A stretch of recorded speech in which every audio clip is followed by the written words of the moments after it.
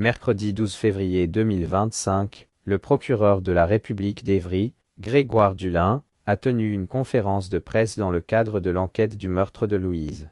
Il est revenu sur les aveux du principal suspect, ONL, en détaillant ce qu'il a dit aux enquêteurs. Une prise de parole très attendue. Mercredi 12 février 2025, le procureur de la République d'Évry, Grégoire Dulin, a tenu une conférence de presse après les aveux du principal suspect dans l'affaire du meurtre de Louise, collégienne de 11 ans. Pour rappel, ONL, interpellé et placé en garde à vue lundi 10 février, avait dans un premier temps nié toute implication dans le drame avant de finalement reconnaître les faits qui lui étaient reprochés. Face aux enquêteurs, il a expliqué avoir ressenti une très grosse colère, après une partie de jeux vidéo au cours de laquelle il s'était disputé en ligne avec un autre joueur. Il avait ensuite quitté son domicile, avec sa doudoune noire, dans laquelle se trouvait habituellement, selon ses dires, un couteau de type Opinel. Il a expliqué qu'il avait l'intention de voler ou de racketter une personne pour se calmer. C'est à ce moment-là qu'il a croisé Louise,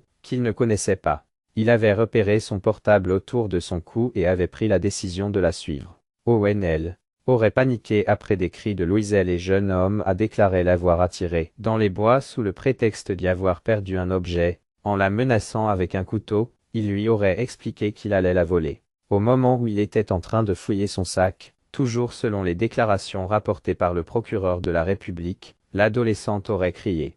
Paniqué par ses cris, il la faisait tomber à terre et lui portait plusieurs coups de couteau. Il rentrait ensuite chez lui, en courant, en empruntant un autre chemin, a encore déclaré Grégoire Dulin. En fin de conférence de presse, le procureur a annoncé que le principal suspect, ainsi que sa petite amie, avaient tous les deux été déférés devant le parquet. Dans la soirée, ONL a finalement été mis en examen pour meurtre sur mineur de moins de 15 ans et a été placé en détention provisoire. Sa petite amie est, quant à elle, toujours suspectée de non-dénonciation de crime et pourrait être placée sous contrôle judiciaire.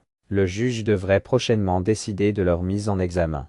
Pour rappel, ils restent tous les deux présumés innocents des faits qui leur sont reprochés.